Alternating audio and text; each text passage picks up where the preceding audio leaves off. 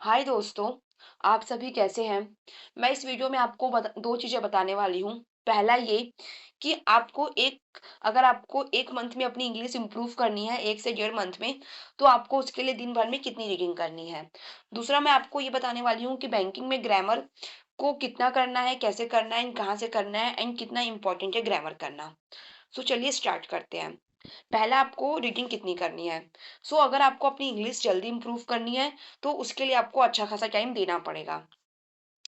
क्योंकि देखो, आप रीजनिंग और क्वांट्स कितना भी कर लो, अगर आपकी इंग्लिश वीकर साइड पर है तो आपका एग्जाम वैसे भी क्लियर नहीं होने वाला है।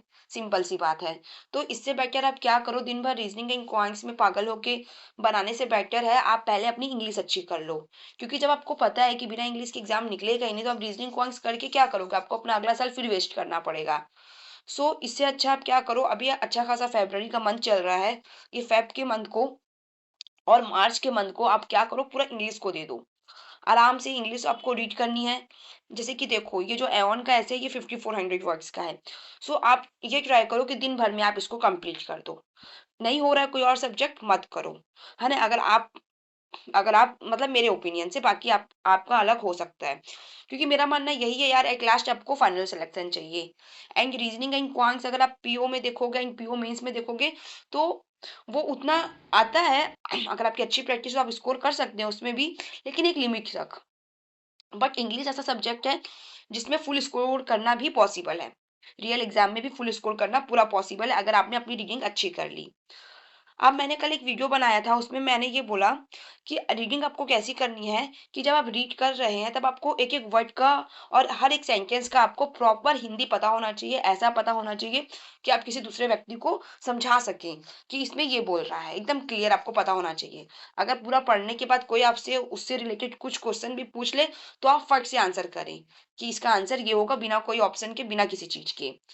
आपको रीडिंग ऐसे एकदम क्लियर रीडिंग करनी है कि पहला चीज कि आपको एकदम अच्छी रीडिंग करनी है, क्लियर करनी है। सेकंड आपको क्या करना है, आपको ये 5400 वर्ड्स मतलब ये एवन का ऐसे ही आपको पूरा पढ़ना है दिन भर में। अगर आप ये दो चीजें करते हैं तो आप अपनी इंग्लिश 1 से डेढ़ मंथ में आपको बहुत ज्यादा हायर साइड पे आपको अपनी इंप्रूवमेंट दिखेगी। इसके अलावा आपको ग्रामर के लिए क्या करना है, ग्रामर इंपॉर्टेंट है। क्योंकि अगर आपको ग्रामर नहीं पता तो आपको, क्योंकि देखो इंग्लिश हमारी नेटिव लैंग्वेज तो है नहीं, है ना। हिंदी ग्रामर हमें नहीं पता चल जाता है क्योंकि हिंदी हमारी नेटिव लैंग्वेज है।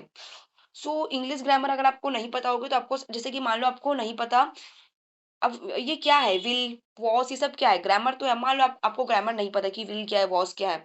अब कोई आपको फ्यूचर की बात लिखा हुआ है, आई विल गो, तो आपको कैसे पता चलेगा कि वो फ्यूचर की बात कर रहा है।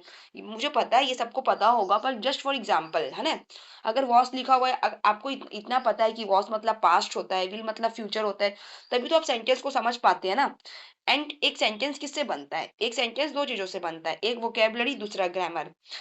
तो जो वोकेबलरी है वो तो आपकी आपकी रीडिंग से ही हो जाएगी। आप रीडिंग कर रहे हैं, वोकेबलरी देखते जा रहे हैं, इसका मीनिंग ये है, इसका मीनिंग ये है, लेकिन ग्रामर आपको अलग से करनी पड़ेगी। ग्रामर में आपको क्या करना है, बैंकिंग के लिए एकदम डीप में नहीं जाना है। आपको ग्रामर कैसी सीखनी है, मैंने कैसी ग्रामर सीखी है। जैसे ये पैराग्राफ है, इस पैराग्राफ में आपको ये पता होना चाहिए कि ये जो डिस्क्राइबिंग है ये क्या है, नाउन है, एडजेक्टिव है, क्या है, फिर इसकी वर्ब कहाँ पे है, और जो बाकी सारे वर्क्स है वो सारे क्या हैं, जो यहाँ पे इतने सारे वर्क्स लिखे हुए हैं वो सारे वर्क्स क्या हैं, कौन सी एक्स्ट्रा इन्फॉर्मेशन है ना, कौन सा एडजेक्टिव है। यहाँ पे अगर प्रीपोजिशन है तो उसके बाद में जो नाउन है वो क्या है, प्रीपोजिशन का ऑब्जेक्ट क्या है, प्रीपोजिशन का ऑब्जेक्ट क्या होता है, नाउन का ऑब्जेक्ट क्या होता है। तो ये सब आपको पता होना चाहिए, तभी आप बहुत ज्यादा अच्छा स्कोर कर पाएंगे इंग्लिश में। तो पहला तो मैंने आपको बता दिया, आपको रीडिंग करनी है, काफी अच्छी अंडरस्टैंडिंग वाली रीडिंग करनी है। सेकंड नंबर पे आपको ग्रामर का जो बेसिक है वो क्लियर करना है कि जो एक सेंटेंस का स्ट्रक्चर होता है उसमें कौन नाउन है, कौन एडजेक्टिव है, ये आपको प्रॉपर पता होना चाहिए। इससे आप बहुत जगह पे इसमें डायरेक्ट ओमिट हो जाते हैं, जो ऑप्शन दिए होते हैं ना वो ग्रामर से डायरेक्ट ओमिट हो जाते हैं। एरर डिटेक्शन में भी आपके काम आएगा।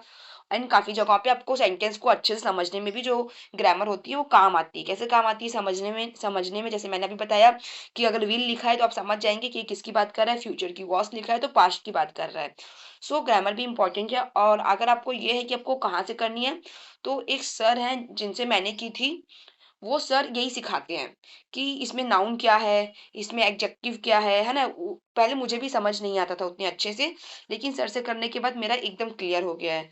सो अगर आप चाहें तो किसी भी टीचर से कर सकते हैं। ऐसा कोई ज़रूरी नहीं है कि आप जो सर से मैंने किया आप भी उनसे करें। सो आप आपको जो टीचर अच्छा लगे, सारे टीचर अच्छे ही सिखाते हैं ग्रामर। बस मैं ये बोलना चाहूँगी कि एकदम डीप में जो टीचर्स करवाते हैं आप उनसे मत करिएगा, क्योंकि उसमें आपका बहुत ज़्यादा टाइम चला जाएगा एंड उतनी रिक्वायरमेंट नहीं होती है बैंकिंग में।